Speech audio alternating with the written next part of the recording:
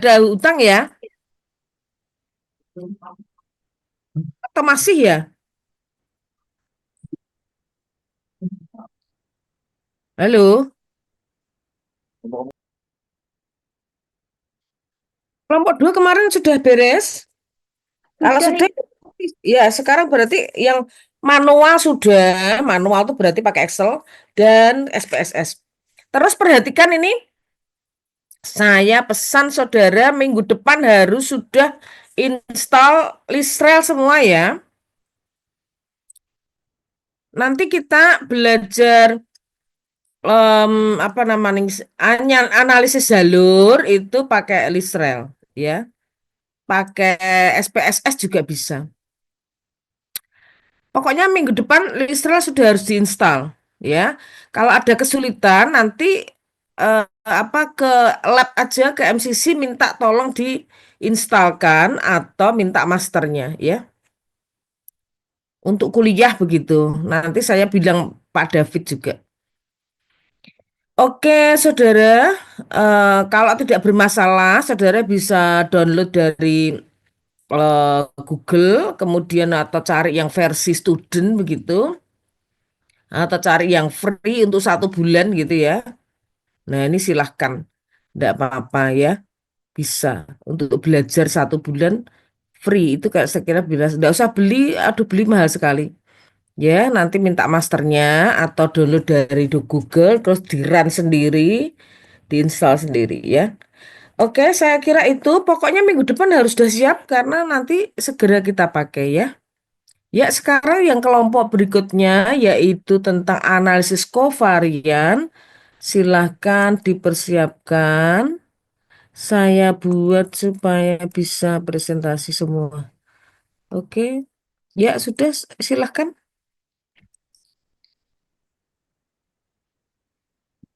Izin share screen ya, Bu. Ya,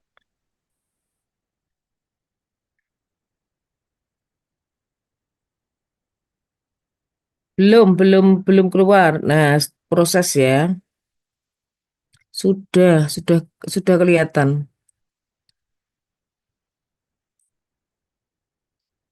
Mungkin ya nanti di slideshow ya.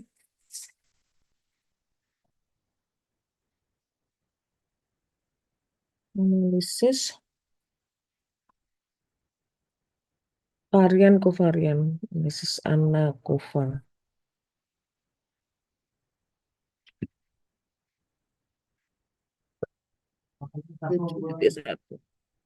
Sudah jelas, sudah kelihatan, sangat bagus ya.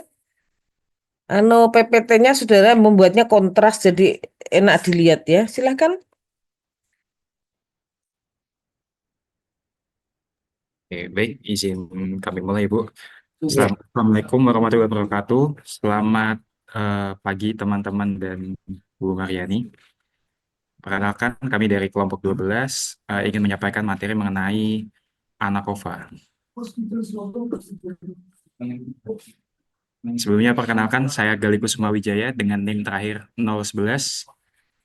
Dilihat ini ya dengan terakhir 014. Dan saya Barak Herifianto dengan NIM terakhir 040. Baik, materi yang pertama adalah definisi ANA-KOVA akan dijelaskan oleh Bahar. Baik. Jadi apa itu? Yang pertama ya, apa itu ANA-KOVA? ANA-KOVA adalah analisis kovarian, yaitu gabungan dari anak ANOVA dan regresi linear. ANOVA hanya memiliki categorical independent variable, sedangkan ANA-KOVA independent variabelnya terdiri atas categorical independent variable, yaitu faktor, dan metric independent variable, yaitu variabel diukur oleh skala interval atau rasio. Pada analisis ANA-KOVA difokuskan pada pengaruh faktor karena dianggap sebagai independent variabel yang mempengaruhi dependent variabel. Digunakan untuk menguji perbedaan rata-rata antar kelompok setelah mengontrol variabel luar numerik atau kovariat. Kovariat adalah variabel luar yang mempengaruhi variabel dependen tetapi bukan bagian dari perlakuan. Dan juga ANOVA sendiri sering digunakan dalam eksperimen pretest, protest, atau penelitian observasional. Jadi mengapa menggunakan ANOVA? Itu digunakan untuk mengurangi error varian akibat pengaruh variabel dual. Yang kedua yaitu meningkatkan presisi pengujian antar kelompok. Yang ketiga yaitu menyederhanakan interpretasi pengaruh perlakuan. Dan yang terakhir yaitu menyediakan kontrol statistik meskipun tidak ada randomisasi sempurna.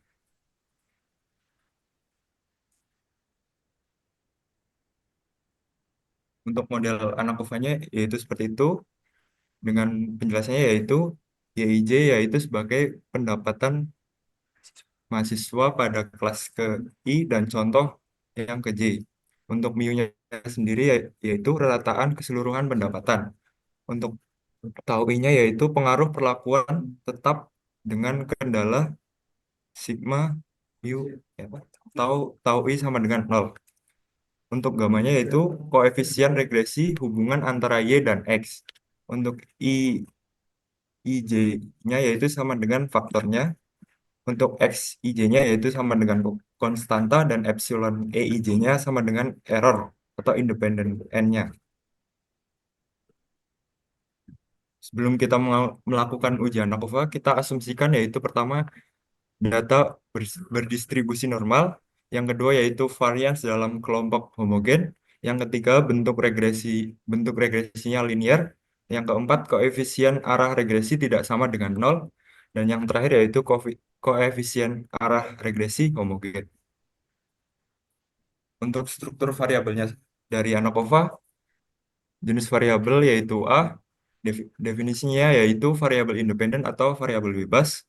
Contohnya yaitu seperti metode belajar dengan skalanya yaitu nominal atau kategorik. Untuk variabel yang kedua yaitu kovariat atau X, definisinya yaitu variabel kendali atau variabel kontrol. Contohnya yaitu seperti IQ atau motivasi dengan skala yaitu numerik atau interval. Untuk yang ketiga yaitu kriterium Y dengan definisi yaitu variabel dependen atau variabel terikat yang variabel yang dipengaruhi. Contohnya yaitu nilai post-test. Untuk rancangan ANOVA yaitu ada 3 jalur.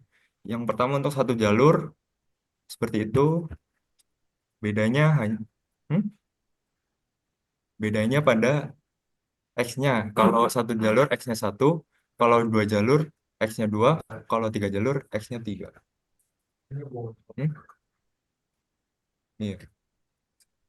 Kalau satu jalur satu kovariat. Untuk 2 jalur satu jalur 2 kovariat. Untuk yang ketiga yaitu satu jalur 3 kovariat.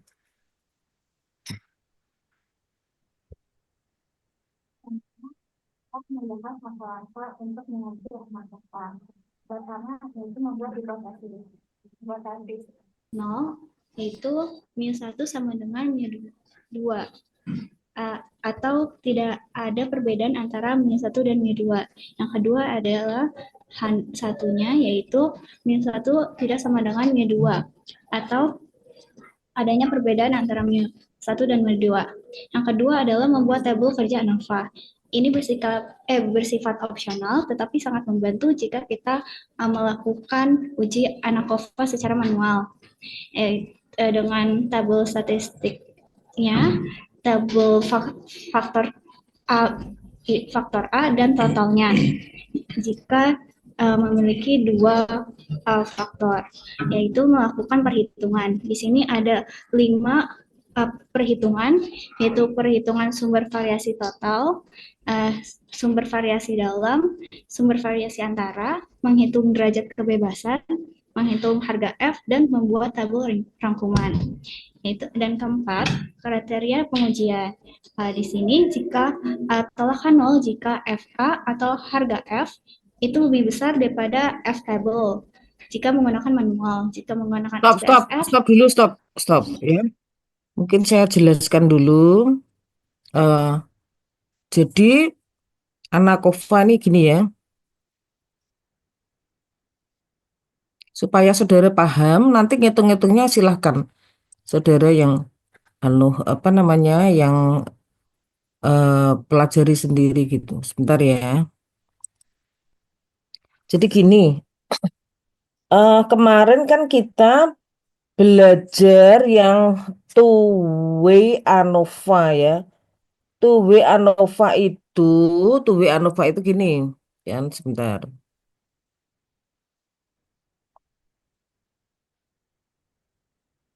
Ya, two-way ANOVA dulu, mungkin nanti dibandingkan, coba bisa dibandingkan ya.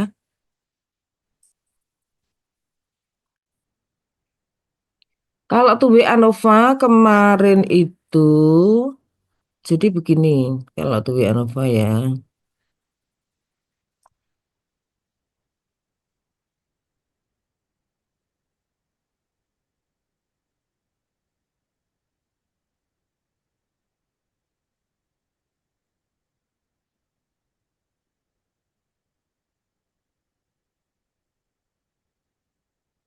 Ini ada dua faktor.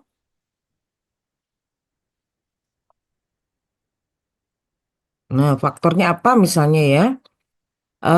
Misalnya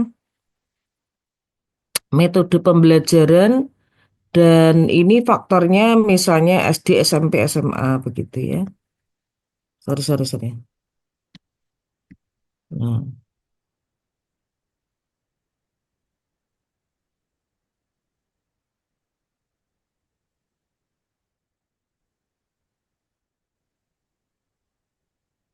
nah, misalnya di sini SD, SMP, SMA ya, misalnya ya SD ada dua faktor yang dikeroskan di apa namanya dipertemukan ya. Misal ini tingkat kelas, misal tingkat kelas sama metode belajar, metode mengajarnya ya. Metode mengajarnya misalnya bisa 4, bisa berapa sembarang. Ya, bisa 2, bisa 3 sembarang ya. Kemudian lebih dari 2. Ini berarti metode A, misal nanti hasilnya bagaimana? Hasil belajarnya ini metode misalnya project based learning, metode problem based learning, metode discovery learning misalnya ya. Nah, ini metode ceramah saja. Nah, nanti di sini anak SD yang pakai metode ini hasilnya berapa? Gitu ya, ada banyak data. Ya, seperti ini. Ya. Nah, ada banyak sampel begitu ya. Nah, gitu dan seterusnya. Ada dua, ada dua metode kategori yang dikroskan. Ini namanya cross ya. Ini dikroskan, yang ini adalah metode, eh, ini adalah level kelas. Kalau sekolah ya kelas ya gitu ya, misalnya SD, SMP, SMA. Nah, ini ada dua kategori yang dikroskan tapi dia berupa kategori. Begitu ya. Ini adalah two-way ANOVA.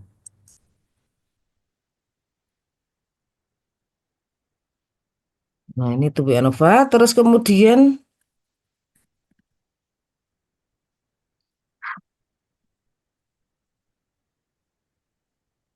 supaya saudara tahu bedanya ya. Nah, gitu.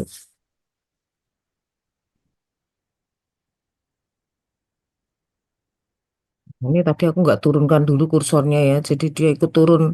Gimana nih supaya nggak ikut turun?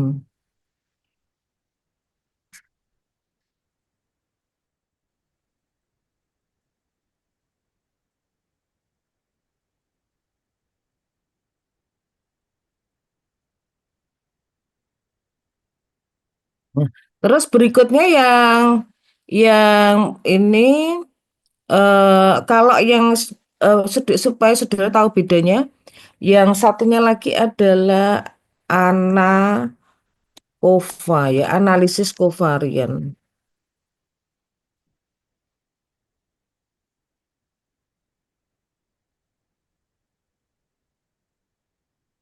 Nah, kalau analisis kovarian itu ada variabel bebasnya kategori dan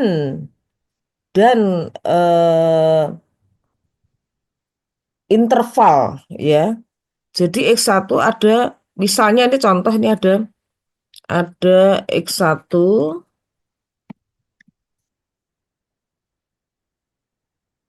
ini variabel kategori ya. Ini X2. Jadi di sini ada regresi sebenarnya. Ada regresi dan ada uji banding. Nah, ini X2-nya. Variabel yang bernilai real. Atau ini data interval. Ya. Kemudian ada Y, jadi ada regresi. Ya. Variabel terikat. Ini variabel bebas.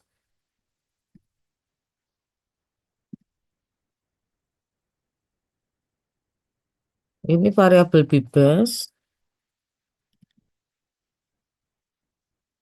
Ini variabel terikat. Nah, di sini ada kategori, tapi sekaligus regresi. Ya. Nah, nanti data-data yang diperoleh ada perbedaan. Ini misalnya contoh misal, ya.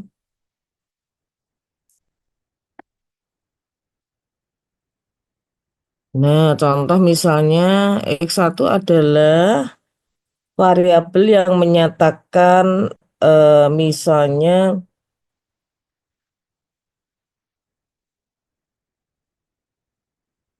bidang kerja misalnya ya.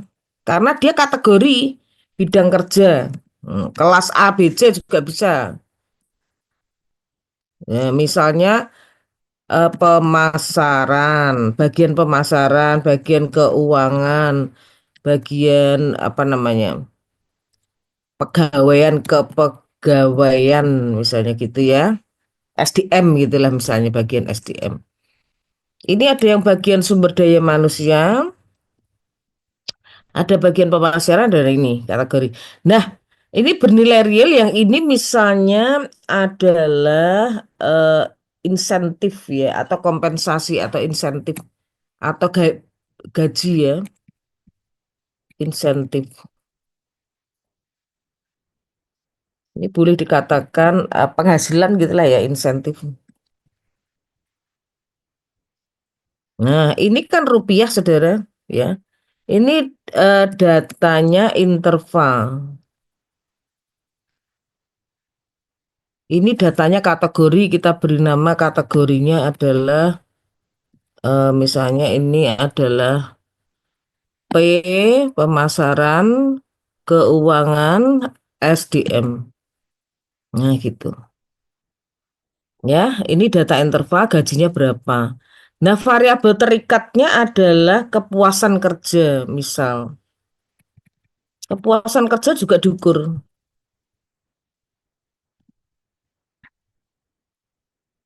Nah, jadi yang ini continue juga, ini sama, ini berarti datanya juga data interval. Ya, ini juga data interval ini. Nah, sama, ya. Nah, terus kemudian, jadi di sini ada kategori dan kemudian ada, nah, jadi apa nanti artinya datanya itu? Datanya adalah berarti apakah ada perbedaan kepuasan kerja pegawai, ya, kepuasan kerja pegawai ditinjau dari bidang kerja atau berdasarkan bidang kerja yang dikendalikan oleh insentif. Jadi nanti regresinya adalah ya em, uji bandingnya adalah X1 variabel X1. Nah, gitu. Yaitu ini tadi bagian P dengan K dengan S itu bagaimana? Apakah tinggi kepuasan kerjanya tinggi yang P, yang K atau yang S kepuasan kerjanya tinggi yang mana? Ya, nah seperti itu. Nah, kemudian uji bandingnya adalah ini. Nah, regresinya yang mana?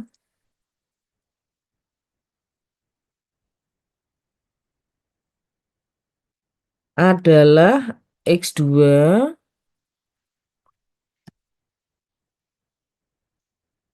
mempengaruhi Y. Nah, ini. Ya, seperti itu. Contohnya adalah misalnya ini misalnya. Jadi di sini gambarnya saya buat gini, datanya ya. Pakai insert tabel aja. Tadi pembagiannya adalah 3, aku butuh 6, 3, 2, 2. Ya betul. Ya. Nah, berarti di sini, nah ini berarti saya merge ke ya.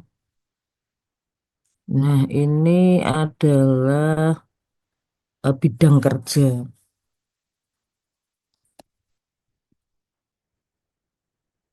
Nanti datanya seperti itu.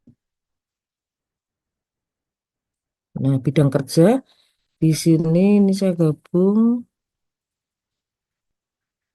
Nah,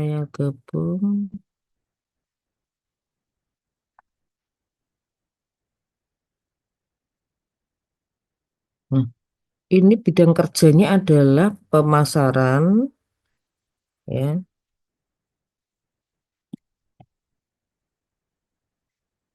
keuangan, dan SDM. Nah, terus di sini ada X1, X1 X2 nih ya. Ini bidang kerja yaitu X1, ini X1-nya. Kemudian ini X2-nya adalah insentif.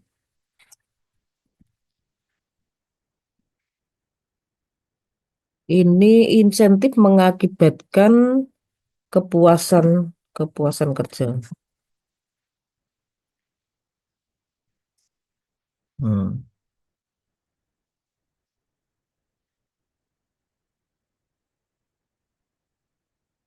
Nah, gitu ya. Nah, ini. Nah, supaya kelihatan kalau ini nama datanya ya, saya buat tengah gitu ya. Nah, kemudian tinggal silakan diisi gitu ya. Nah, ini berapa? Mungkin apa namanya? Ada orang, kamu bagian apa? Pemasaran, ya. Insentifmu berapa? Ini, ya. Nah, kepuasan kerjamu berapa? Ya, mungkin insentifnya ini bisa aja insentifnya 7 juta misalnya. Satuannya dalam juta misalnya.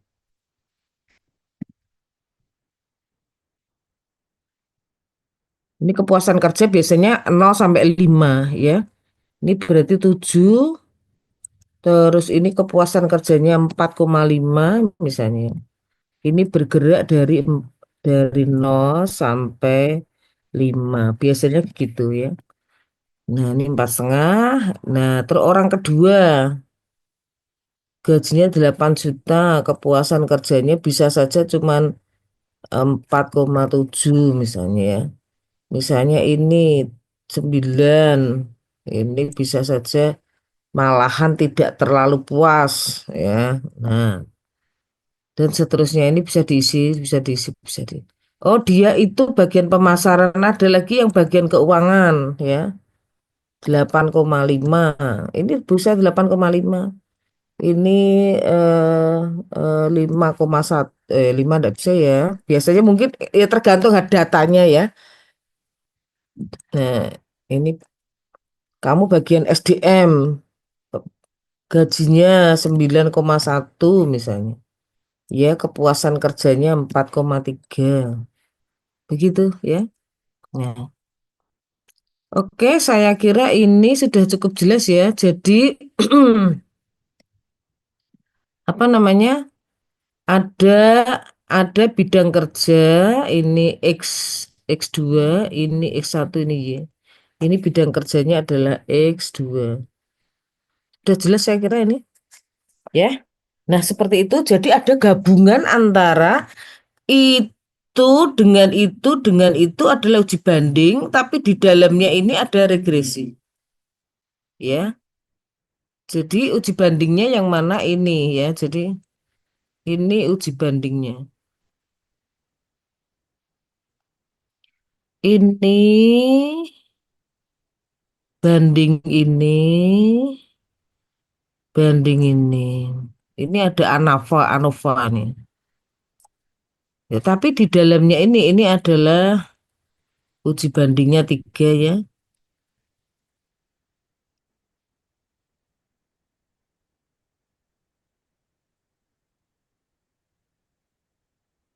Nah, kemudian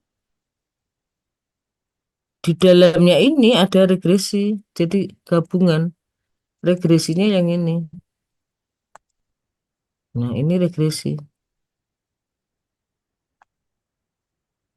Ini regresi ya. Ini.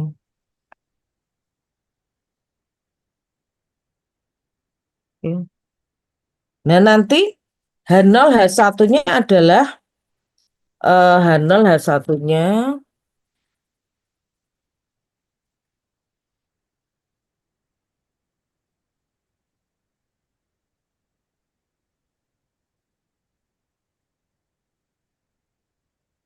H0-nya apa? A, ada perbedaan kepuasan depresi sebentar.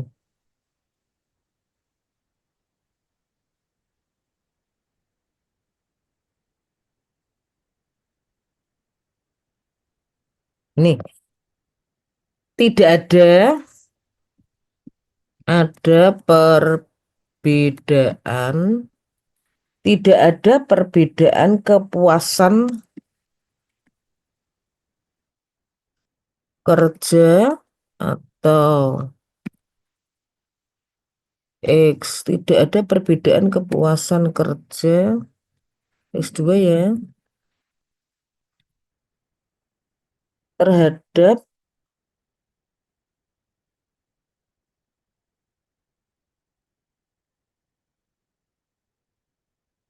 tidak ada perbedaan berdasarkan berdasarkan ditinjau sorry ini salah, ini Y ya, tidak ada perbedaan kepuasan kerja ditinjau dari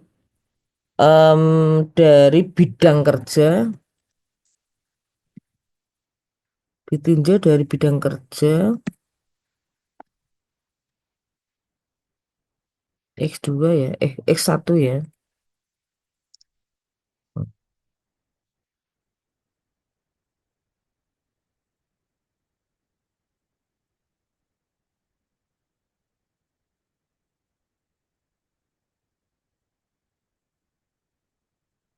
yang dipengaruhi oleh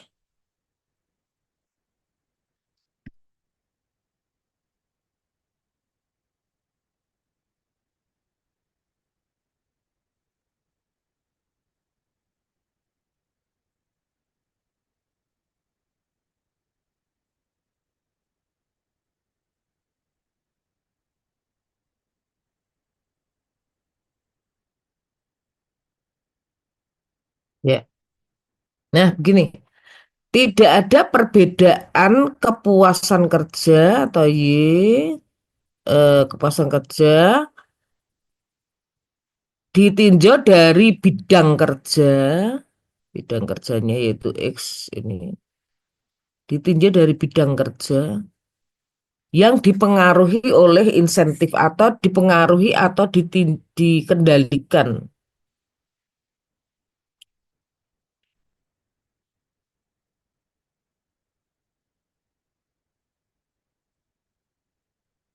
Nah, begitu. Yang satunya lagi, ini ya. Ini H1, ada perbedaan. Nah, oke, seperti itu. Jelas ya. Jadi ini adalah gabungan antara uji banding dan eh, regresi. Biasanya kan uji banding sendiri, ya one sample t-test, one sample t-test, kemudian independen sampel, dua sampel, dua populasi. Satu populasi itu kalau di SPSS namanya one sampel, pakainya sampel. eh, SPSS kan alat ya, seperti kalkulator, seperti komputer, seperti kalkulator. Dia alat, dia tidak menuliskan populasi. Tapi kalau dalam hipotesis kita menuliskan populasinya dan harus paham populasi itu yang mana, sampel yang mana. Jadi kalau alatnya itu hanya mengenal sampel, alat nggak akan bekerja pada populasi, makanya dia namanya one sample t-test. Tapi kalau t-test namanya ya population, ya satu populasi. Kalau disebut-sebut namanya aja loh ya, maksudnya teorinya. Nah, terus kemudian kalau SPSS itu mengenal one sample t-test, kemudian dua sampel yaitu independent sample t-test sama pair sample t-test, berpasangan atau independen. Kemudian lebih dari dua populasi yaitu bisa tiga atau empat, makanya ANOVA, analisis ovarian. Ya, analisis ovarian bisa dilanjutkan dengan LSD, Tukey Kramer, yaitu post hoc analisis kalau H1 yang diterima. Seperti itu. Ya, kita selalu pakainya sendiri-sendiri. Kemudian kita belajar tentang regresi, ya kan? Di dalam regresi ada korelasi, yaitu korelasi dalam regresi itu ada. Ya, korelasinya berapa? Regresinya itu ada hubungan sebab akibat. Kemudian kalau korelasi yang mengatakan sebab akibat hubungannya adalah teori. Kalau SPSS hanya bisa angka, kumpulan angka dengan kumpulan angka bisa saja korelasinya tinggi, tetapi tidak berhubungan bisa juga karena tidak ada teori yang menghubungkan. Sudah agak pernah saya jelaskan ya. Nah, ingat-ingat SPSS itu hanya kalkulator, kayak kalkulator gitu, alat saja. Ya. Nah, terus kemudian saudara itu jangan mengagung-agungkan aplikasi ya, karena dia hanya alat saja. Yang penting adalah teorinya. Nah, kemudian regresi kamu pelajari, sudah regresi linier sederhana dan regresi linier ganda, kemudian regresi nonlinier sudah pelajari. Nah, berikutnya ini eh, analisis varian dua arah sudah juga tadi di atas ya. Kasusnya seperti ini. Ini kategori dikeroskan. Nah, kemudian analisis kovarian itu yang seperti ini. Gabungan antara uji apa namanya? Ini regresi.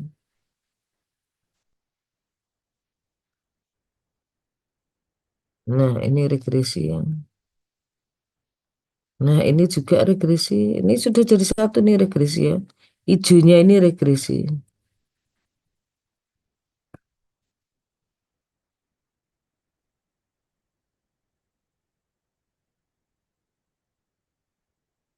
Oke.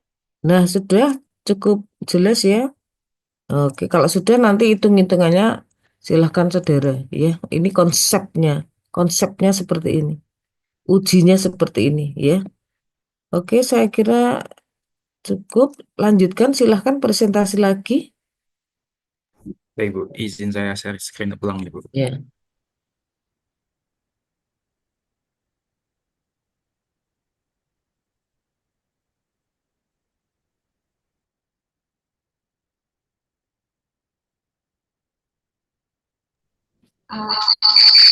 Aduh, aduh, aduh.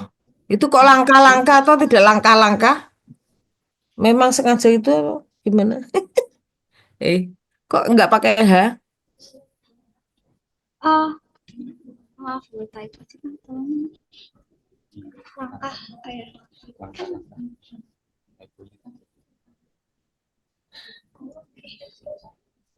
maaf sebelumnya, Bu. Kak, ini tabel yang kamu buat tidak sama dengan tabel saya ya, karena ini sudah masuk hitungan. Iya, Tabel-tabel hitungan ya. iya, Kalau tabelku tadi, tabel yang saya buat itu konsepnya. Ya, iya, iya, Bu. ya silakan. Uh, kita tadi membahas mengenai kriteria penguji terakhir, yaitu jika tolak nol, itu jika harga F-nya itu lebih besar daripada F double atau nilai sig-nya itu lebih kecil daripada 0,05, dan terima H0 jika harga F-nya itu lebih kecil daripada F double atau nilai sig-nya itu lebih besar daripada 0,05. Di sini saya sudah membuat tabel rumus ANAKOVA untuk mempermudah teman-teman mencari rumus akhir dari uji ANAKOVA. Tapi di sini saya akan membahas satu persatu untuk menemukan rumusnya. Tadi di langkah-langkah kita sudah mengetahui bahwa perhitungan itu ada 5 perhitungan. Yang pertama ada sumber variasi total atau mencari nilai jumlah kuadrat regresi total. Dengan rumus terakhirnya itu di nomor 6. Sebelum kita memasuki rumus terakhir, kita harus mencari tahu terlebih dahulu jumlah kuadrat Y totalnya, jumlah kuadrat X totalnya, dengan rumus seperti itu, yaitu sigma X 2T min sigma X T kuadrat per N. Yang ketiga kita juga cari jumlah kuadrat X kali Y-nya, atau sama dengan sigma S kali Y, yaitu X kali Y dikurang sigma X kali sigma Y per N. Nah, yang keempat kita coba mencari betanya jika kita melakukan satu kovarian. Jika kita cari menggunakan satu kovarian, betanya itu yaitu sigma X kali Y per sigma X T kuadrat. Yang kelima, kita bisa menemukan jumlah kuadrat regresi total, yaitu beta T dikali sigma X kali Y. Sehingga kita akan mendapatkan jumlah kuadrat regresi total. Nah, yang kedua adalah jumlah varian dalam, yaitu rumus terakhirnya itu jumlah kuadrat regresi dalam, yaitu JK jumlah kuadrat Y dalam dikurang jumlah kuadrat regresi dalam. Sebelum ke sana kita harus mencari terlebih dahulu jika Y dalamnya, jika X dalamnya yang memiliki rumus X kuadrat T sigma X T kuadrat dikurang sigma X sigma dari sigma XA kuadrat per NA. Yang ketiga kita juga harus mencari jumlah kuadrat X kali Y dalam, yaitu sigma X kali Y total dikurang sigma dari sigma XA dikali sigma X YA per NA. Yang keempat kita mencari lagi betanya menggunakan rumus yang sama, yaitu sigma X kali Y total per sigma kali sigma Y kuadrat. Yang keenam kita akhirnya menemukan jumlah kuadrat regresi dalam, yaitu beta dalam dikali sigma XY. Sehingga kita akan menemukan jumlah kuadrat regresi dalamnya. Setelah kita mengetahui sumber variasi total dan dalam, kita bisa menghitung variasi antaranya, yaitu jika jumlah kuadrat antara sama dengan jumlah kuadrat regresi total dikurang jika jumlah kuadrat regresi total dikurang regresi dalam. Ya, kemudian kita bisa menghitung derajat kebebasannya, yaitu kita simbolkan DKA, yaitu uh, A dikurangi 1. A itu merupakan banyak faktor atau kelompok, seperti X1 yang dijelaskan Bu Mariani. Jika DKD yaitu N dikurang A dikurang M, itu banyak datanya, dikurangi faktornya atau kelompoknya, dikurangi lagi banyak datanya, dan DK total A itu antara, D itu dalam, dan T itu total, yaitu N dikurangin 1 dikurangi M, yaitu banyak datanya dikurangi 1 dikurangi banyak variabelnya, yaitu X, berapa X-nya.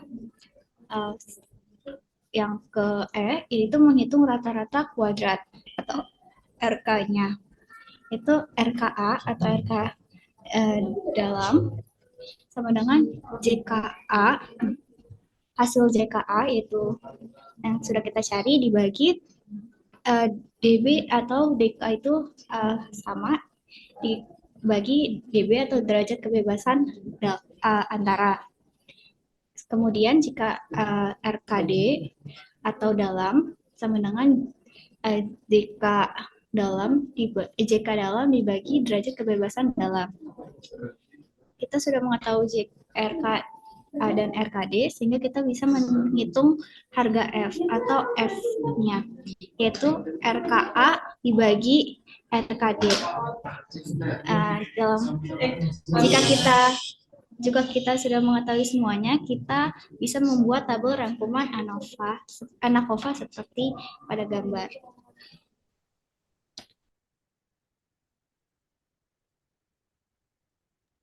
Baik, kita masuk ke contoh soal untuk yang satu kovariabel. Soalnya yaitu seorang peneliti ingin meneliti hasil belajar.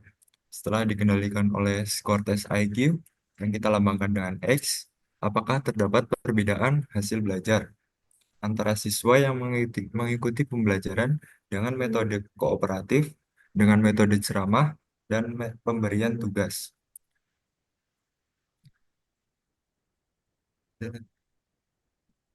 Lalu untuk perhitungannya seperti pada tampilan di slide itu.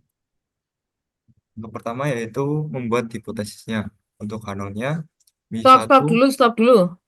Jadi di sini itu sebetulnya regresi, tapi dipecah-pecah berdasarkan apa ya? Nah, kalau di sini A1, A2, A3-nya apa? baik. Untuk A1-nya yaitu sebagai metode kooperatif, untuk A2-nya yaitu metode ceramah, Ya. dan A3-nya yaitu pemberian Ya, tugas. berarti A1, A2, A3 itu metode mengajarnya ya. Ya, Sama dengan mirip yang tadi saya berikan, ada metode mengajar, kemudian X-nya adalah IQ, kemudian Y-nya adalah hasil belajar nilai-nilainya. Ya. Jadi apakah ada pengaruh skor tes terhadap hasil belajar? Apakah ada perbedaan hasil belajar antara A1, A2, A3 yang dipengaruhi oleh IQ begitu. Ya. Apakah ada perbedaan? Yang pertama yang Hano berarti tidak ada perbedaan hasil belajar. Hasil belajarnya berarti mu1, mu1, mu2, mu3. Tidak ada perbedaan hasil belajar karena metode A1, metode A2, metode A3 yang dipengaruhi oleh IQ begitu. Jelas ya? Tidak ada perbedaan metode, tidak ada perbedaan hasil belajar pada siswa-siswa yang diberi metode kooperatif, metode ceramah, metode tugas yang dipengaruhi oleh IQ. Nggak ada perbedaan. Jelas ini ya? Nah, nanti di situ tidak ada perbedaan, H1, H0-nya, H1-nya adalah ada perbedaan. Nah, jadi yang utama itu sebetulnya Y-nya.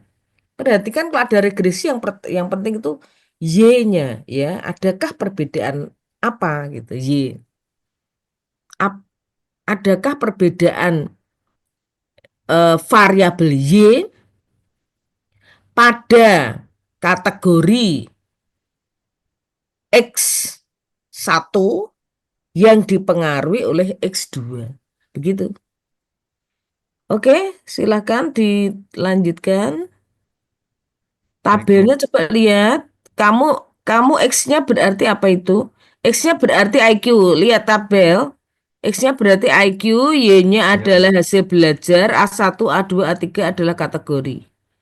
Ya. Nah, sekarang tabelmu bawahnya lagi next.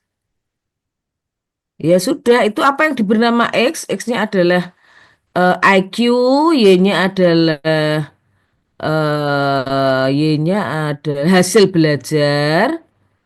Terus kategorinya di mana nih?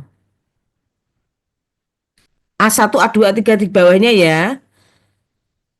Ya, Bu, itu potong, Bu. Kamu pakai Excel ya? Praktek pakai Excel ya? Iya, Bu. Ya, nanti praktekkan pakai Excel supaya supaya paham. Terus toh kamu mengerjakan ini pakai praktek pakai Excel, rumusnya di screenshot, diambilin satu-satu, ditempel di Excel sambil dilihat. Iya, Bu. Ya, Baik, Bu. sambil dilihat ya.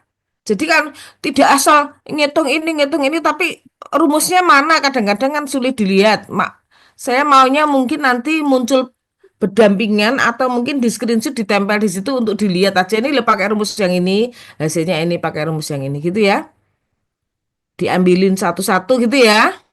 Iya, Bu. Oke, silahkan dilanjut. Baik. Untuk langkah pertama yaitu membuat hipotesisnya. Untuk kanalnya yaitu mu 1 sama dengan mu 2 sama dengan mu 3. Yang artinya tidak terdapat perbedaan hasil belajar antar siswa. Untuk H1-nya yaitu mu 1 tidak sama dengan mu 2 tidak sama dengan mu 3. Atau ada salah satu yang berbeda. Maka artinya terdapat perbedaan hasil belajar antar siswa. Setelah itu, pada hasil perhitungan di atas, kita masukkan pada tabel kerja ANOVA. Jadi, kita melakukan perhitungan. Untuk yang pertama yaitu menghitung sumber variasi total residu. Pertama yaitu menghitung jumlah kuadrat total Y dengan hasilnya yaitu 3.956. Yang kedua yaitu menghitung jumlah kuadrat total X. Dengan rumus itu kita mendapat hasil yaitu 5.826,67. Untuk yang ketiga yaitu menghitung jumlah produk totalnya dari X dan Y. Dengan rumus tersebut kita mendapatkan hasil yaitu 3.022. Untuk yang keempat yaitu menghitung nilai betanya, yaitu dengan membagi sigma XY dibagi sigma X kuadrat. Mendapat hasil yaitu 0,518. Untuk yang kelima yaitu menghitung jumlah kuadrat regresi total dengan hasil yaitu 15.567,36. Untuk yang keenam yaitu menghitung jumlah kuadrat residu total dengan hasil yaitu 2.388,64. Untuk yang kedua yaitu menghitung sumber variasi dalam. Untuk yang pertama yaitu menghitung jumlah kuadrat Y dengan hasil 3.536. Untuk yang kedua, menghitung jumlah kuadrat X dengan hasil 5.700. Untuk yang ketiga yaitu menghitung jumlah produk dari X kali Y yaitu menghasilkan 3.252.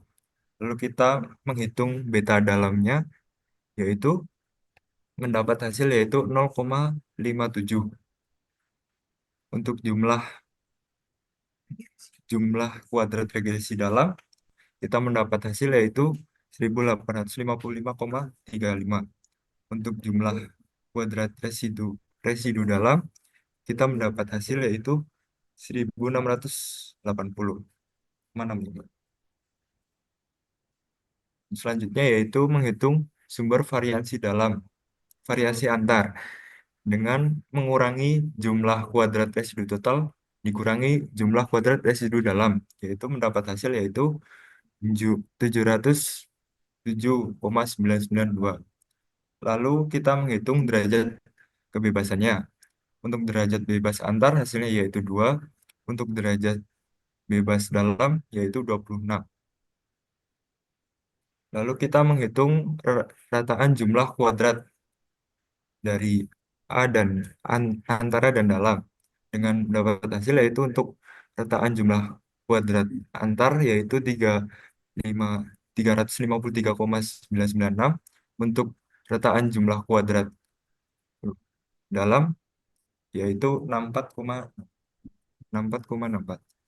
Lalu kita menghitung F-nya yaitu dengan membagi antara rataan jumlah kuadrat antar dibagi rataan jumlah kuadrat dalam, yaitu mendapat hasil yaitu 5,47. Dari hasil perhitungan diperoleh F hitung yaitu 5,476, sedangkan F tabelnya yaitu 3,37 pada taraf signifikansi 5%, dengan derajat bebas yaitu 2 dan 26. Jadi nilai F hitung lebih besar dari F tabel, artinya panel ditolak dan H1 diterima. Dengan demikian dapat disimpulkan bahwa terdapat perbedaan hasil belajar yang signifikan antara siswa yang mengikuti pembelajaran dengan metode ceramah, metode pemberian tugas, dan metode kooperatif setelah dikendalikan oleh covariable skor tes bakat atau IQ.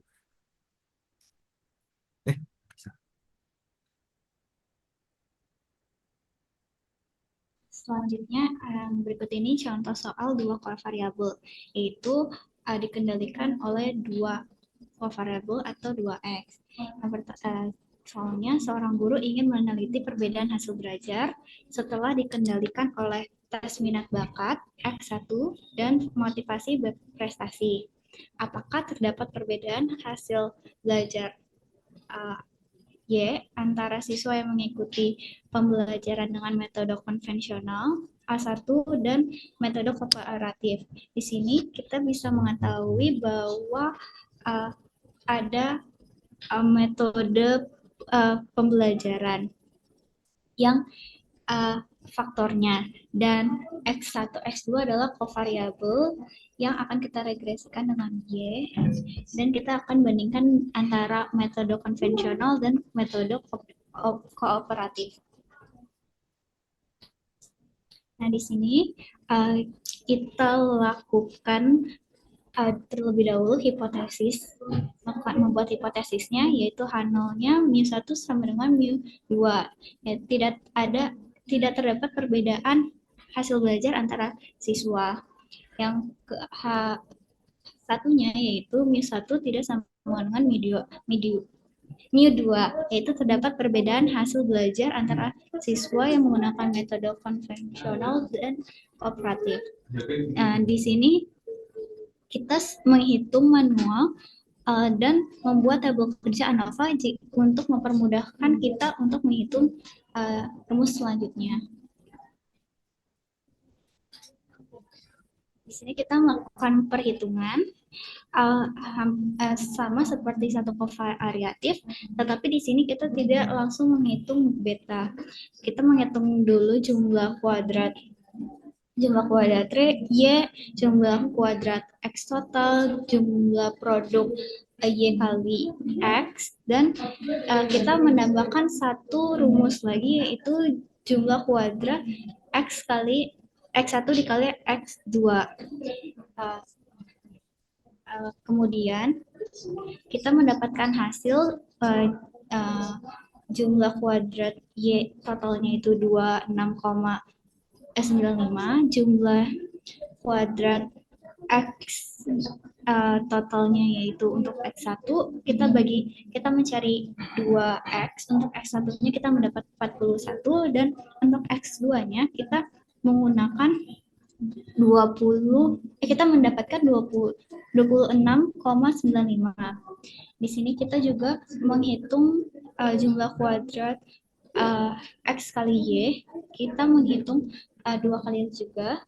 Untuk X1-nya, kita masukkan X1 menggunakan X1, yaitu menghasilkan 25,5. Untuk X2-nya kita mendapatkan 16,45. Di sini kita juga menghitung jumlah kuadrat X1 kali X2, yaitu dengan rumus sigma X1 kali X2 dikali sigma X1 dikali sigma X2 dibagi N, atau jumlah keseluruhan. Sehingga kita mendapatkan 25,5. Ya, selanjutnya kita menghitung sumber varian dalam. Hampir sama rumusnya seperti tadi. Kita menghitung jumlah kuadrat Y dalam, yaitu 2,9.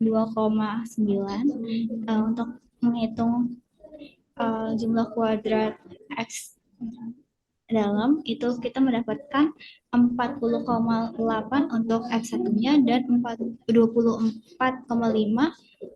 untuk X2-nya.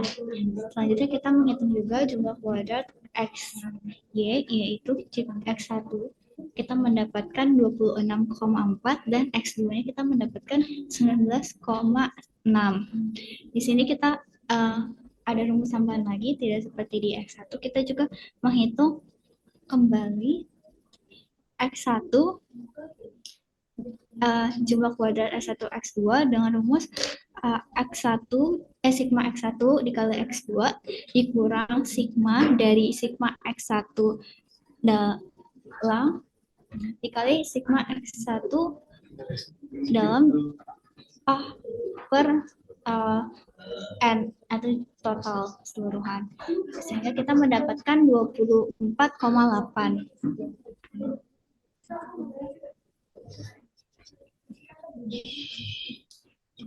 Di sini kita menghitung beta total dan beta dalam terpisah, yaitu di sini kita menggunakan rumus fungsi, yaitu sigma X1 Y sama dengan B1 sigma X1 kuadrat ditambah B2 sigma X1 dikali sigma X1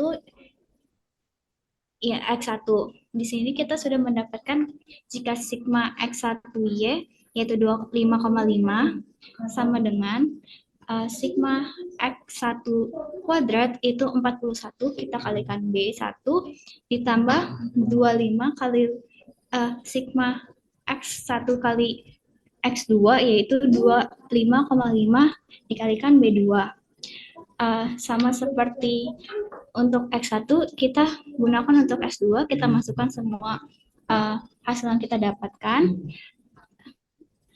Kemudian kita akan mencari B1 dan B2-nya. Di sini saya menggunakan cara manual dengan mengalihkan kedua fungsi tersebut, mengalihkan agar memiliki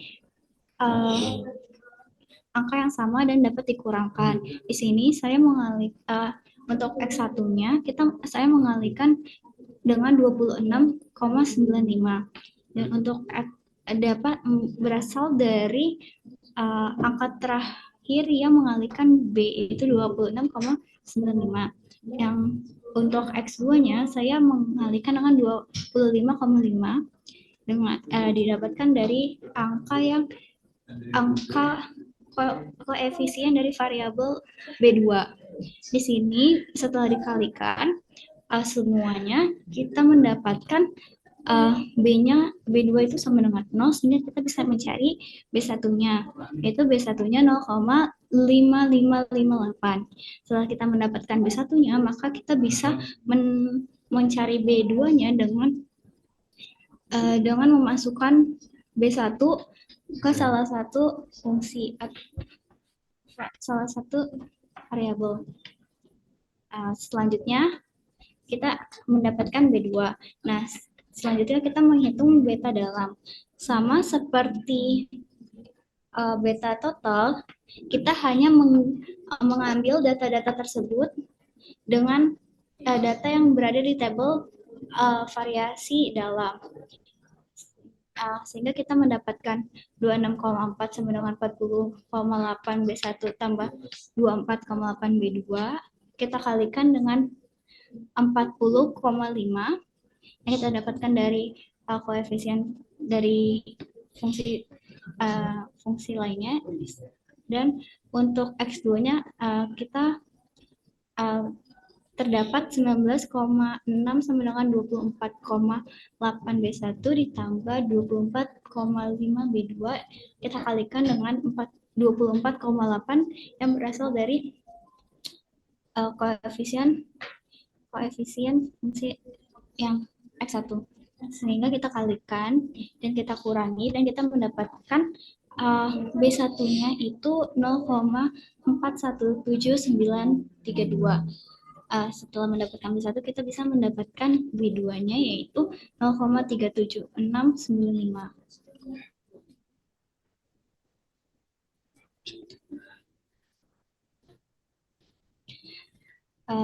Setelah kita mendapatkan B-nya, kita bisa menghitung jumlah kuadratnya yang jumlah kuadrat regresi dan residunya. Untuk jumlah kuadrat regresi totalnya, kita mendapatkan 15,89117. Untuk residu totalnya, kita mendapatkan 11,0583. Untuk regresi dalamnya, kita mendapatkan 18,42164. Untuk residu dalamnya, kita mendapatkan 4,478365. Sehingga kita bisa mendapatkan residu antaranya yaitu residu total dikurang residu dalam. Kita mendapatkan 6,580465. Setelah itu kita menghitung derajat kebebasannya, yaitu DK A antara adalah A dikurangin 1. Kita terdapat 2A yaitu dua metode yang faktor tersebut sehingga kita menghasilkan 1. Dan DK derajat kebebasan dalam kita mendapatkan N dikurang A dikurang M. Kita mengetahui bahwa N kita tuh 20 berdasarkan jumlah kedua X-nya, A-nya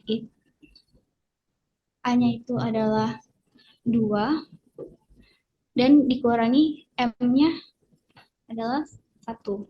Maka kita mendapatkan 16. Nah, kemudian kita derajat total, kita menghitung dengan N dikurang 1 dikurang M.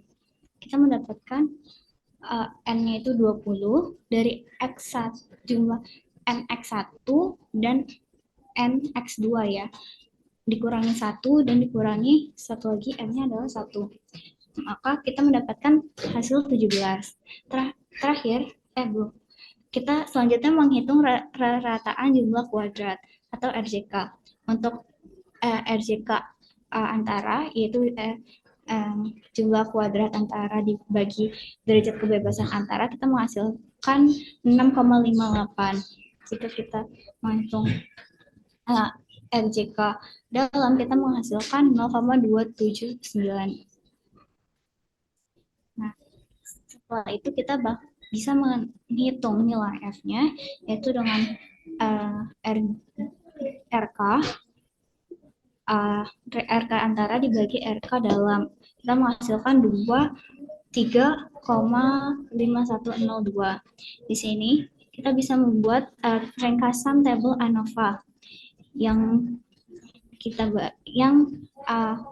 akan kita analisis sehingga kita dapat menganalisis tabel tersebut.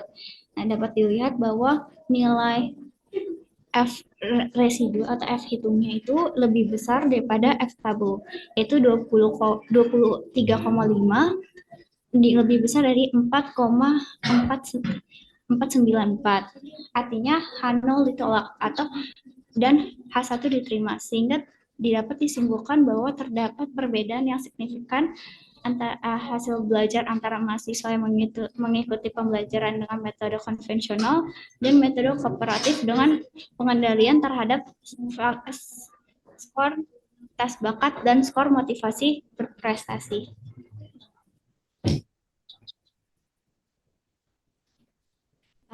Di sini kita bisa mengetahui metode apa yang lebih unggul antara mahasiswa yang belajar konvensional dan kooperatif dengan menggunakan metode konvensional, yaitu kita membuat rata-rata antara jumlah semuanya dibagi dengan N-nya. Sehingga kita N-nya kan 10, jumlah semuanya adalah 66. Sehingga kita dapat mengetahui N-nya, Y-nya itu 61 untuk X1 dan X2 adalah 7, sehingga kita dapat melihat bahwa mahasiswa yang belajar menggunakan konvensional lebih unggul. Nah, di sini juga kita bisa melihat harga koefisien regresi gandanya antara Y-nya itu dengan kovariabel X1 dan X2. Nah, setelah kita cari, kita dapat simpulkan bahwa kontribusi kovariabel bakat dan motivasi atau X1 dan X2 itu berprestasi secara bersamaan terhadap hasil belajar itu sebesar 73,6% dan sisanya dipengaruhi oleh faktor lainnya.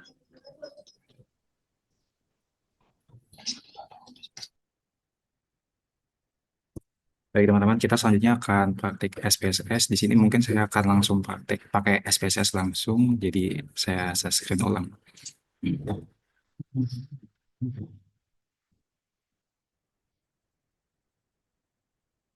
Ya, sebelumnya ini adalah soalnya di mana seorang peneliti ingin mengetahui apakah terdapat perbedaan hasil belajar siswa berdasarkan metode pembelajaran, yaitu ceramah, diskusi, dan praktik.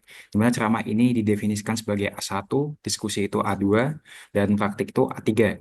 Dan hasilnya ini itu merupakan hasil setelah dikontrol oleh IQ siswa. Jadi pertanyaannya adalah apakah metode pembelajaran memiliki pengaruh yang signifikan terhadap hasil belajar? Selanjutnya kita rumuskan hipotesisnya dulu. Untuk uji ANACOVA, H0-nya adalah tidak ada perbedaan hasil belajar antar metode pembelajaran setelah dikontrol IQ. Atau rata-rata hasil belajar untuk ketiga metode adalah sama. Dan H1-nya adalah ada perbedaan hasil belajar antar metode pembelajaran setelah dikontrol IQ, atau setidaknya satu metode berbeda secara signifikan. Dan di sini kita juga melakukan uji homogenitas, karena seperti yang disebutin Bahar sebelumnya, kalau ANACOVA itu mengasumsikan bahwa varians antar datanya itu homogen. Jadi H0-nya adalah variance error antar kelompok adalah sama atau homogen, dan H1-nya adalah variance error antar kelompok berbeda atau tidak homogen.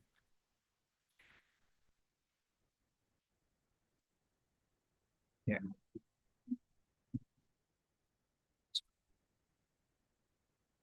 Nah, selanjutnya setelah kita masukkan datanya di sini di SPSS, nah, teman-teman bisa masuk ke tab Analyze, lalu General Linear Model, dan pilih Univariate. Nah, kenapa? Mungkin banyak teman-teman yang nanti bakal tanya, kenapa kita masuk ya menu Univariate? Karena kita di sini ingin melakukan analisis ANACOVA dengan variabel dependennya itu hanya satu. Tapi ketika kita menggunakan variabel dependennya atau Y-nya itu lebih dari 2, itu kita menggunakan yang multivariate. Setelah kita masuk ke menu univariate, di sini hasil belajar, ini kan variabel Y-nya itu kita masukkan ke dependent variable, dan metodenya itu adalah variabel faktornya atau X1, itu kita masukkan ke menu fix factor, dan IQ atau variabel covariate kita masukkan ke bagian covariate. Setelah itu kita masuk ke menu option, kita checklist di bagian descriptive statistik, estimate of error zero, dan homogenitas. Setelah itu kita continue, dan oke. Nah, dari sini kita bisa lihat deskriptif data kita. Misalkan di sini di bagian tab deskriptif statistik, kita bisa tahu bahwa rata-rata dari A1 itu 71,6, standar deviasinya itu 1,5, dan rata-rata A2 itu 76 sekian, dan A3 sekian. Selanjutnya karena eh, Anakova itu mengasumsikan bahwa datanya itu bervariasi secara homogen, oleh karena itu kita melihat tab Levin test atau uji homogenitas, di mana kriteria ujinya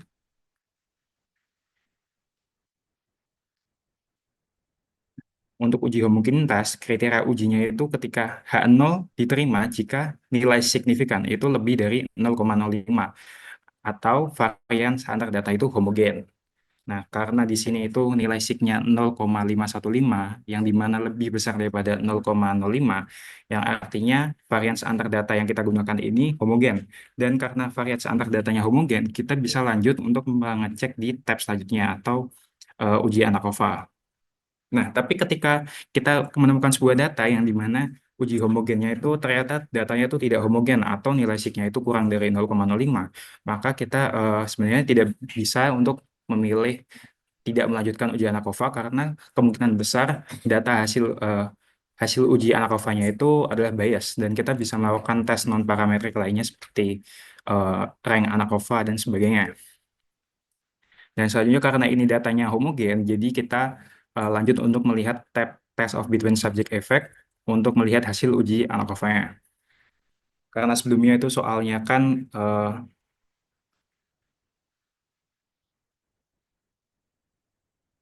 soalnya adalah untuk melihat apakah metode pembelajaran memiliki pengaruh yang signifikan terhadap hasil belajar, maka di sini kita fokusnya adalah di bagian metode alias variabel faktornya atau X1-nya.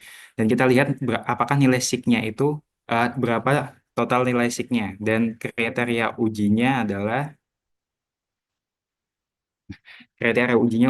untuk uji ANACOVA adalah H0 diterima jika nilai signya itu lebih besar dari 0,05 dan H1 diterima atau H0 ditolak jika signya itu kurang dari atau sama dengan 0,05. Nah, di sini untuk metode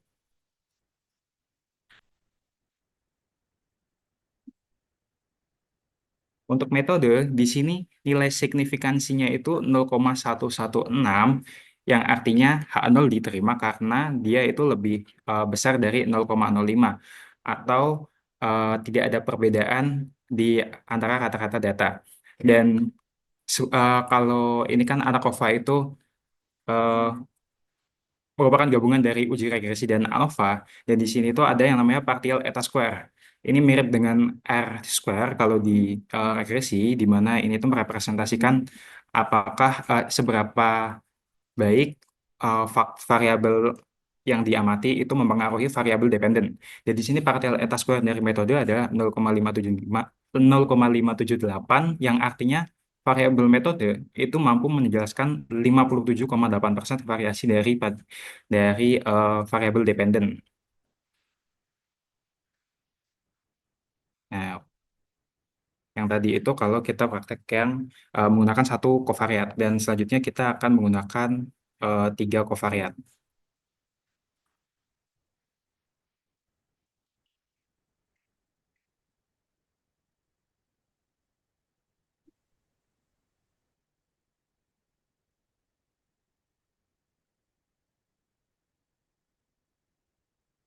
Nah, saya pindahkan dulu datanya.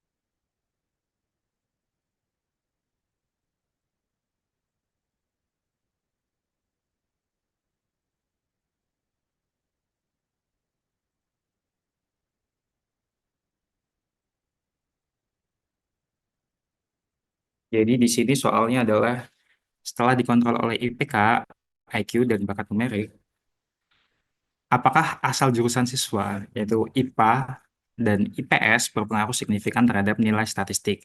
Jadi di sini variabel kovariatnya adalah IPK, IQ, dan bakat numerik.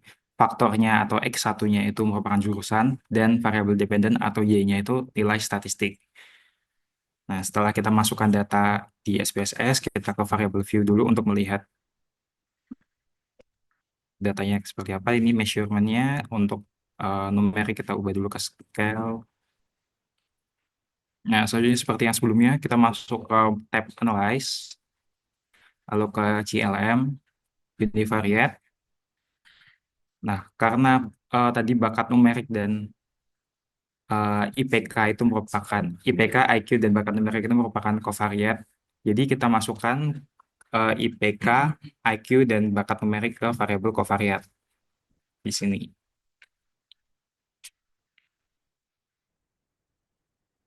Selanjutnya, nilai statistik itu tadi kita definisikan sebagai variable dependent atau Y, jadi kita masukkan ke dependent variable. Dan untuk jurusan, karena kita ingin melihat apakah jurusan ini berpengaruh, maka kita masukkan ke faktor.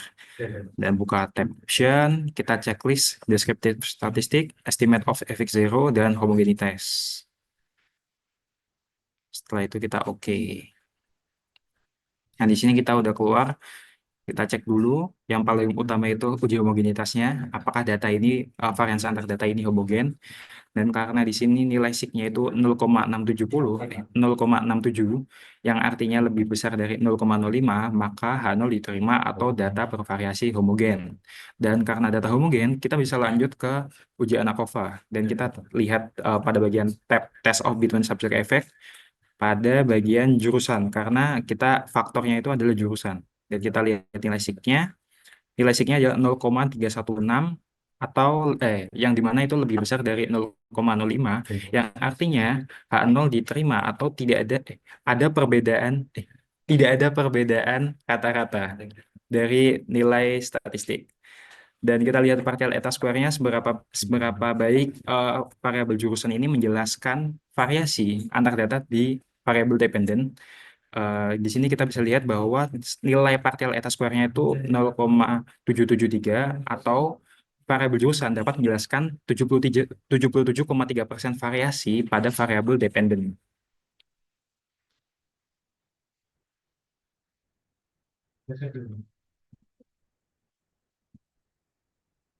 Mungkin sekian untuk praktik SPSS-nya. Selanjutnya mungkin dilanjut dengan Adel untuk praktik Excel-nya.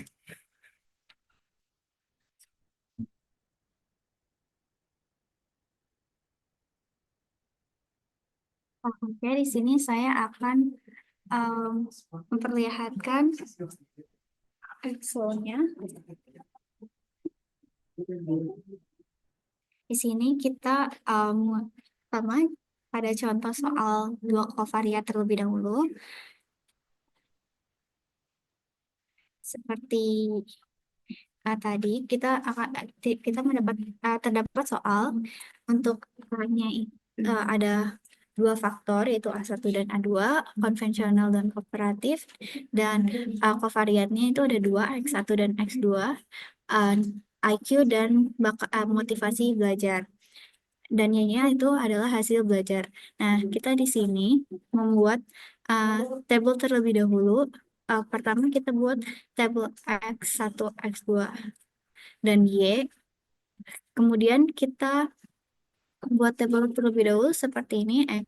Kita pangkatkan X1, X2-nya, kita pangkatkan Y-nya, kita kalikan X1, X2-nya dengan Y, dan kita kalikan juga X1 dan X2-nya.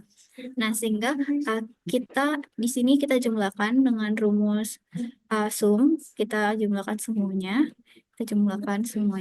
sehingga kita mendapatkan tabel ini.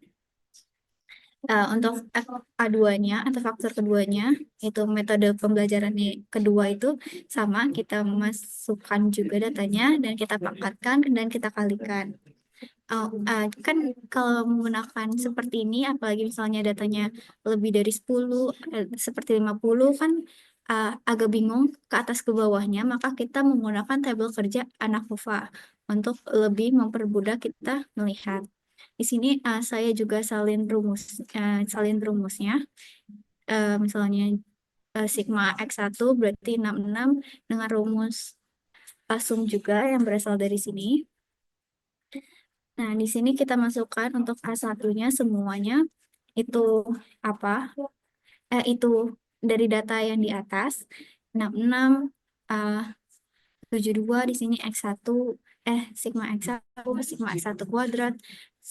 Kemudian di sini karena ada dua kovariat sehingga kita totalkan kedua faktor tersebut atau A tersebut, yaitu A1 dan A2-nya kita total seperti N-nya kita dapatnya 10, kita total 10 dan 10 menghasilkan 20. Kita uh, total juga semuanya. Kemudian selanjutnya kita menghitung sumber variasi total, yaitu dengan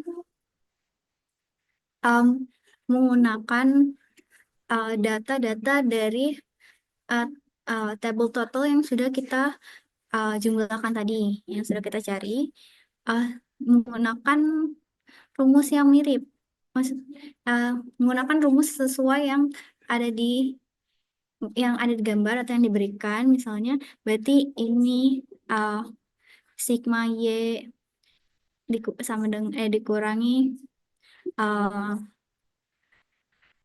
ini? Oh iya, sigma y dibagi n, ini dibagi, dan seperti itu. Untuk X1-nya sama, kita juga menggunakan total nilai total. Ini untuk X1 menggunakan data X1 dan X2 kita menggunakan data X2. Seperti itu. Untuk Y juga sama, dan untuk X1 X2 juga sama, tinggal masukkan sesuai dengan rumus. Nah, untuk menghitung sumber variasi dalam itu dengan menggunakan juga tabel kerja ANAKOVA. Sudah kita buat sesuai rumus yang tertera. Untuk menghitung JKX dalam, kita juga menggunakan tabel ANAKOVA, dan sama seperti yang lainnya juga kita menggunakan tabel kerja ANAKOVA terlebih dahulu untuk menghitung variasi dalam. Nah, kemudian kita akan menghitung beta total. Beta totalnya kita sama, misalnya kan Y1. Ini kan beta total, kita menggunakan tabel yang variasi total. Sehingga kita mendapatkan misalnya sigma XY itu 25,5. Sigma X1 itu 41 yang ini, dan seterusnya. Nah, di sini kita juga kan ingin mencari B1, B2, sama seperti yang tadi saya bahas, saya kalikan terlebih dahulu. Ini saya dapatkan dari sini, sehingga 25,5-nya atau bisa mengganti dengan rumus ini, itu kita kalikan ke 26,95. Semuanya kita kalikan juga, dan kita kurangi antara keduanya, makanya ini menghasilkan 0, dan kita mendapatkan B1 dan B2-nya. Sama untuk beta dalam, tetapi kita menggunakan angka tabel variasi dalam seperti sigma X1Y, yaitu kita menggunakan X26,4. Sama seperti tadi, kita kurangkan dan kita mendapatkan hasil B1, B2-nya. Nah, setelah kita mendapatkan jumlah tersebut, beta tersebut, kita bisa menghitung jumlah kuadratnya. Jumlah kuadratnya tinggal kita mengikuti rumus yang ada, B1 dikali sigma. Ini kan kita mencari regresi total, jadi kita menggunakan beta total. dan kita menggunakan tabel total sehingga kita mendapatkan sekian. Untuk misalnya residu dalam, kita menggunakan regresi dalam y y kuadrat, variasi dalam dari tabel dalam dikurangi dengan regresi dalam yang sudah kita dapatkan. Dan residu antara kita tinggal mengurangkan residu total dan residu dalam. Seperti itu. Dan kita selanjutnya menghitung derajat kebebasan. Sama seperti tadi, ini secara manual, karena A-nya tidak ada data A-nya, kita harus mengetahui data A-nya terlebih dahulu. Nah, kemudian kita menghitung kerataan jumlah kuadrat atau RK. Untuk RK antaranya, yaitu kita ambil juga dari RK antara yang sudah kita dapatkan dengan derajat kebebasan antara atau A ini. Sama seperti jumlah kuadrat RK dalam, kita juga menggunakan kita residu dalam dan dibagi dengan DK dalam. Sehingga kita dapat menghitung F yang membagi kedua RK ini, yaitu RK antara dibagi RK dalam. Sehingga kita dapat memasukkan nilai-nilai tersebut ke tabel ANOVA yang kita bikin. Karena di soal tidak diberitahu berapa persen pengujiannya, maka di sini saya membuat alfanya 5% dan 1%. Nah, di sini juga kita bisa mendapatkan ini antara itu merupakan metode atau misalnya A-nya. Jadi metodenya itu F hitungnya segini, RJK-nya segini, derajat kebebasannya seperti ini.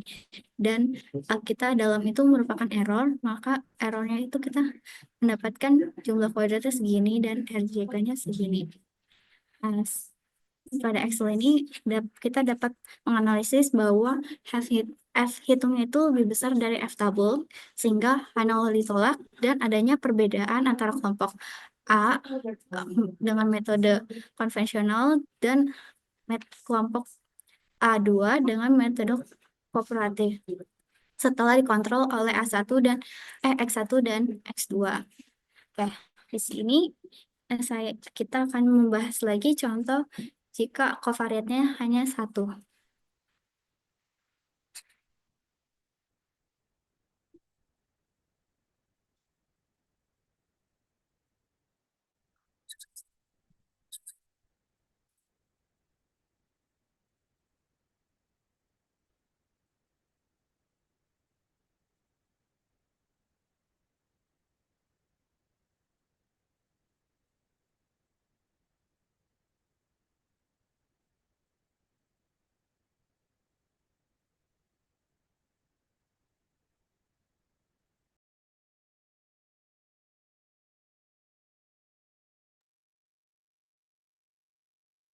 Baik, untuk contoh soal yang pertama tadi, kita masukin datanya untuk yang pertama untuk udah masukin.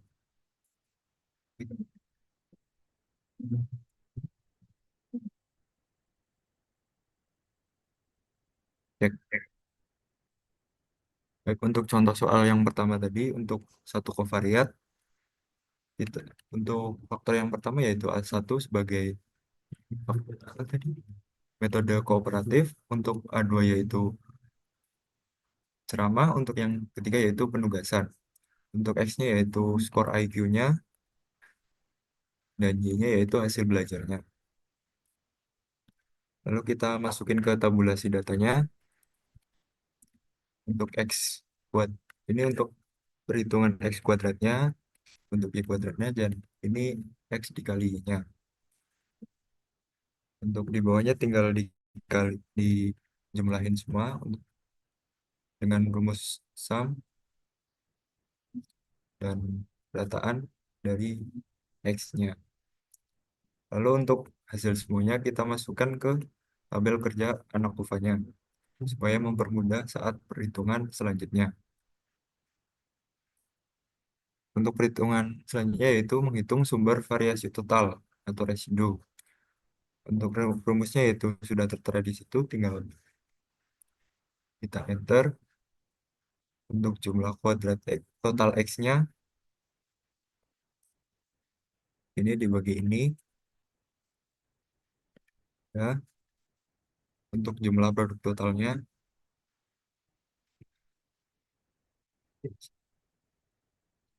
untuk betanya yaitu dengan membagi jumlah kuadrat total dibagi dengan jumlah produk totalnya. Lalu kita menghitung jumlah kuadratnya dengan mengalihkan beta dengan jumlah produk totalnya. Lalu kita mendapat hasil jika residu totalnya yaitu dengan mengurangi jika regresi total dengan jumlah kuadrat total Y. Selanjutnya yaitu menghitung sumber variasi dalam. Yang pertama kita mencari jumlah kuadrat Y-nya dengan rumus ini dengan hasil sekian. Lalu menghitung jumlah kuadrat X-nya dengan rumus seperti ini. Lalu mendapat hasil sekian. Lalu jumlah produk X kali Y-nya dengan ini. Maka hasilnya sekian. Lalu menghitung betanya yaitu dengan membagi jumlah produk membagi jumlah kuadrat total dengan jumlah produknya. Lalu untuk jumlah kuadrat regresi dalamnya yaitu dengan mengalihkan beta dengan jumlah produk X kali Y-nya. Lalu kita mendapat hasil jika jumlah kuadrat residu totalnya yaitu dengan mengurangi jika regresi dalam dengan jika Y-nya. Lalu selanjutnya kita menghitung sumber variasi dalamnya dengan mengurangi jika residu totalnya dengan jika residu dalamnya. Lalu untuk derajat bebasnya, karena kita tidak tahunya, kita langsung hasilnya. Lalu kita menghitung rataan jumlah kuadrat, yaitu dengan untuk rataan jumlah kuadrat antara kita membagi jika antarnya dengan derajat bebas yang antar. Lalu untuk rataan jumlah kuadrat dalamnya, kita membagi jika residu dalam dibagi dengan derajat bebas yang dalam. Lalu untuk yang terakhir yaitu menghitung F-nya, kita tinggal bagi antara rataan jumlah kuadrat dalam dibagi dengan rataan kuadrat jumlah antar. Setelah itu kita bandingkan nilai F-nya dengan F tabelnya.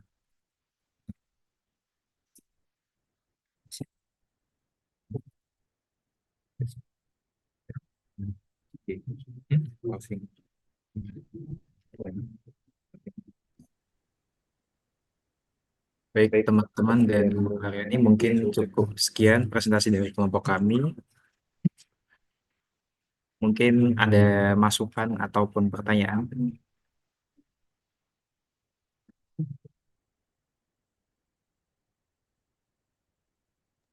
Ada enggak pertanyaan? Ya, PR-nya sudah membuat PR-nya? Sudah Bu, sudah ada Bu. Ada ya. Ada Saya Bu. kira cukup jelas ya, gampang ya. Jadi ini paduan antara uji banding ya sama regresi. Nah, saudara nanti misalnya apa namanya eh, ya untuk nganu lah untuk tambahan pengetahuan, saudara ini saya sudah apa namanya kembangkan ya, saudara mendapat inferensial cukup banyak. Nanti kalau bisa sampai SEM itu sudah cukup bervariasi. Oke, saya kira cukup. Kalau tidak ada pertanyaan, kasih PR. Berapa PR-nya? Galih, berapa PR-nya, Lih? Tidak denger, ya? Kamu? Ada 3 soal Bu, maaf Bu. Oke, ya, ya udah cukup. Ya sudah itu cukup. Saya absen ya. Kalau tidak ada pertanyaan, saudara. Saya kira cukup. Minggu depan itu multivariat Manakov apa Manova apa enggak apa ya. Nah, pokoknya minggu depan saya minta saudara sudah install ya. Nanti kalau kita analisis jalur pakai itu ya.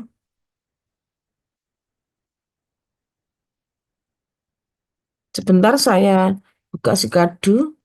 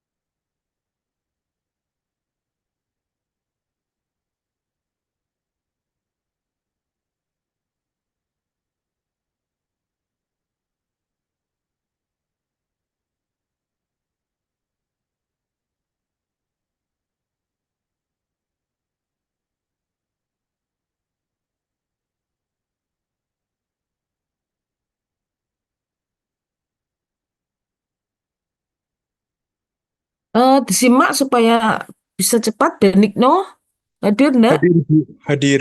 Salva, Hadir, Bu. Bintang, Bintang hadir enggak? Fiska, Hadir, Bu. ya. Ayu, Ayu, Hadir, Ayu, Ibu. Aurel, Hadir, Ibu. Ajeng, Igil, Hadir, Ibu. Maulana, Hadir, Bu. Panji, Hadir, Bu. ya Galih, Hadir, Bu. Anabella, Hadir, Bu. Taufik, Hadir, Bu. Adelia, Hadir, Bu. Aisyah, Hadir, Bu.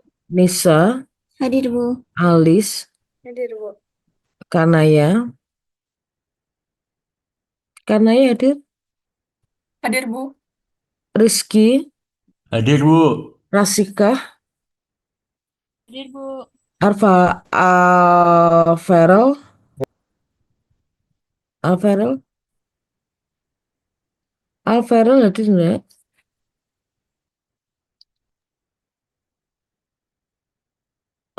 Irfan, Hadir. Nadine, Nadine, Hadir, Bu. ya. Aina, Hadir, Bu. Dimas Pasya, Hadir, Bu. Dimas Hanif, Hadir, Bu. Aska, Aska, Hadir, Bu. Nata, Hadir, Bu. Salis, Hadir, Bu. Karissa, Hadir, Bu. Anora, Anora, Hadir, Bu. Isa, Hadir, Bu. Aufa, Hadir. Muhammad Abdillah, Hadir, Bu. Ara Hajeng, Hadir, Bu. Aaron, Hadir, Bu. Afrodiva, Hadir, Bu. Muharima, Hadir, Bu. Bahar, Bahar hadir, Hadir, Bu. ya. Kibar, Hadir, Bu. Febri, Hadir, Bu. Lulu, Hadir, Bu. Rika, Hadir, Bu. Sarah, Hadir, Bu. Rama, Hadir, Bu. Khalilullah, Hadir, Bu. Dinda, Hadir, Ibu. Kristina, Hadir, Bu. Abdullah, Hadir, Bu. ini yang tadi Alfarel, Alfarel Ceplik. Permisi, Bu.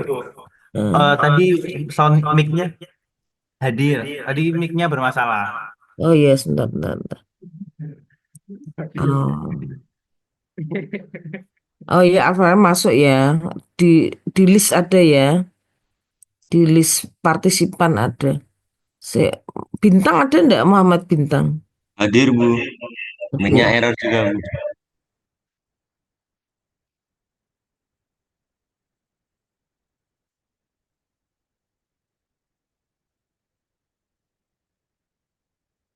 Muhammad Bintang. Muhammad Bintang ini jadi satu dengan Khalilullah ya? Iya, Bu. Loh kan berarti harusnya bisa dong. Tadi Artinya ya. error di nggak bisa nyetingnya, Bu. Hmm, ya udah, iya. Iya. Oke ya. Sudah nanti tolong eh, divalidasi ya. Oke, saya kira cukup. Saudara perhatikan, tolong PR-nya dikerjakan ya, supaya besok kalau ujian saudara terampil bisa mengerjakan dengan cepat ya. Kalau tidak nanti saudara apa namanya kekurangan waktu kalau tidak sering banyak latihan. Jadi PR-PR tolong dikerjakan, nanti PL juga dikumpulkan ya. Nanti perhatikan ini sebelum ujian, saudara harus mengumpulkan PR yang dimasukkan ke Google Drive yang saya berikan ya. Kumpulkan PR-nya. Oke, saya kira cukup eh, kuliahnya hari ini, saya kira cukup. Kalau tidak ada pertanyaan, ya saya akhiri. Saya kira sudah cukup jelas ya dengan eh, apa namanya penjelasan teman-temanmu. Dan segera juga diupload supaya teman lain dapat apa namanya mengakses mempelajari ya. Kelompok 3, kelompok 12. Oke, saya kira saya akhiri. Selamat siang, selamat beraktivitas yang lain. PR jangan lupa dikerjakan ya. Nanti sebentar lagi saya beri linknya atau Bu Puput juga bisa membuatkan atau saya buatkan ya. Supaya nanti saudara kalau apa namanya saya periksa kalau saudara memang sudah mengerjakan ya sudah, ini akan membuat saudara itu apa namanya eh, saya bisa melihat sudah mengerjakan atau tidak. Pekerjakan sendiri-sendiri ya. Jadi nanti PR-nya saudara kerjakan dalam bentuk Excel, SPSS, dan Word. Word-nya itu untuk menulis ujinya H0, H1, dan seterusnya. Besok kalau ujian juga seperti itu, Excel, kemudian SPSS, kemudian pakai Word. Ya, ujian juga seperti itu, ya. Jadi apa namanya, saudara harus latihan dengan terampil. Kalau mengerjakannya terampil nanti bisa mengerjakan dengan cepat. Saudara kalau mengerjakannya lambat, ini apa? Ini termasuk materi yang mana ya? Ini rumusnya yang mana ya? Wah, kalau seperti itu sudah jelas waktunya tidak cukup, ya. Nah, jadi saudara harus nanti setiap mahasiswa soalnya berbeda karena nanti saya minta beberapa baris, misalnya 5 baris pertama silahkan diubah sendiri datanya. Seperti itu. Jadi nggak ada data yang sama, ya.